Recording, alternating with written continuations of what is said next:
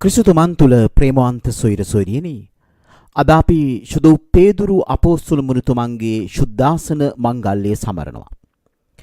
ඒ තුල අපිට මතක් කරන්නේ ක්‍රිස්තුන් වහන්සේ තමන්ගේ කිතුණු සභාව බහර දුන්නේ සුදු පේදුරු අපෝස්තලතුමාට. එතකොට අද අප දකින පාප් වහන්සේගේ පාප් දුහුරය පැවතෙන්නේ සුදු පේදුරු තුමන්ට එදා ක්‍රිස්තුන් වහන්සේ බාර දුන්නු ඒ බහර දුහුර වගකීම ඔස්සේයි කියන දේ තමයි අපිට මතක් කරන්නේ. දැන් ප්‍රේමවන්තේනි සුදු පේදුරු තුමාගෙන් පටන්ගෙන අද දක්වා පැවතෙන එකම කිතුණු සභාව තමයි ඔබ මම ඇතුළු වෙන රෝමානු කතෝලික දහම. අපි එය ආඩම්බරයෙන් ප්‍රකාශ කරනවා. අපි දකිනවා අද දවසේ සුවිශේෂය තුල ක්‍රිස්තුන් වහන්සේ තමන් ආරම්භ කරපු මේ ක්‍රිස්තියානි සභාව සුදු පේදුරුතුමන්ට බාර දෙනවා. පේදුරු ඔබ පර්වතයක්, මේ පර්වතයේ මත මගේ සභාව ගොඩනගන්නට කියලා උන්වහන්සේ පේදුරුතුමාට බොහොම පැහැදිලිව කියනවා. ප්‍රේමවන්තයනි සුදු පේදුරුතුමා නිල වශයෙන් රදගුරුතුමෙක් බවට පත්ුනේ නැති වුණාට ගෝලියෝ 12 දෙනා තුල තමන් අතරේ ඉන්න ප්‍රධානියා ලෙස ප්‍රධාන ගෝලයා ලෙස සුදු පේදුරුතුමාව බාරගත්තා. අපි දකිනවා සුද්ධ ලියවිලිවල එය සඳහන් වෙනවා.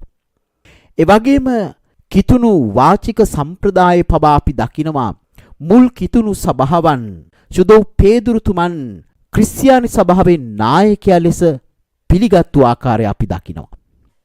ඊටත් එහා ගිය මහා බලගතු සාක්ෂිය තමයි ක්‍රිස්තුන් වහන්සේ පටන්ගත්තු ඒ ක්‍රිස්තියානි සභාවට කරවුර දෙන්නට සුදු පේදුරුතුමා රෝමේදී නීරෝ අධිරාජ්‍යයේ පාලන සමයේ තමන්ගේ ජීවිතය පූජා කළා කිතුණු දහම වෙනුවෙන්, කිතුණුවන් වෙනුවෙන්.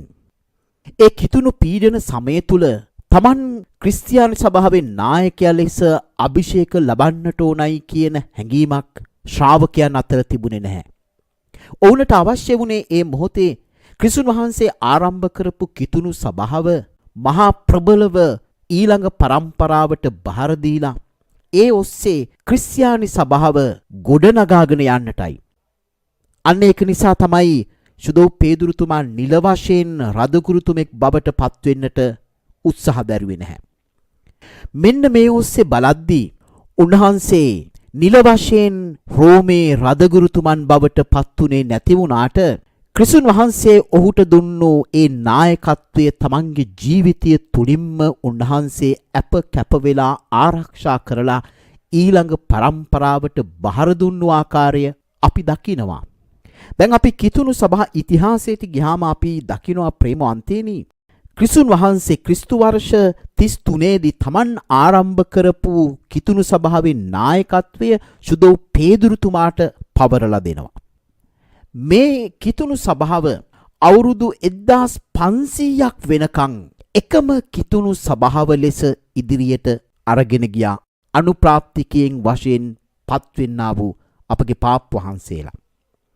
ඉන්පස්සේ ක්‍රිස්තියානි සභාව පළමු වතාවට කඩාගෙන වෙනස් සභාවක් පිහිටුව ගන්නේ මාටින් ලූතර් කියන පුද්ගලයා 1517 දී ලුතරන් දහම ආරම්භ කිරීමත් සමග. ඉන්පස්සේ 1534 දී 8 වෙනි හෙන්රි රජතුමා එංගලන්ත සභාව පිහිටුව ගත්තා. ඊට පස්සේ මූලධර්මවාදීන් කියන අය පළමු වතාවට 1874 චාල්ස් රසල් කියන පුද්ගලයා යෙහෝවා විට්නස් කියන ආගම කඩාගෙන එළියට ආවා. ඉන්පස්සේ තමයි මූලධර්මවාදීන් බිහි වෙන්නට පටන් ගත්තේ.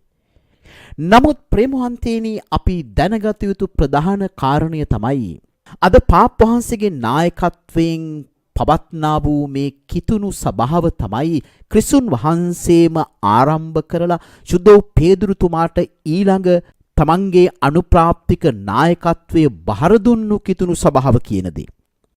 ඒක නිසා තමයි රෝමේ සුදු පේදුරුතුමන්ගේ බැසිලිකාවේ අල්තාරයේ යට සුදු පේදුරුතුමාගේ ඇටකටු තැම්පත් කරලා අදටත් සුදු පේදුරුතුමාගේ නායකත්වයේ තුලින් පැවතෙන්නා වූ කිතුණු සභාව කියන ඒ සංකල්පය, ඒ උත්තරීතර භාවය අපට උරුම කරලා දෙන්නේ.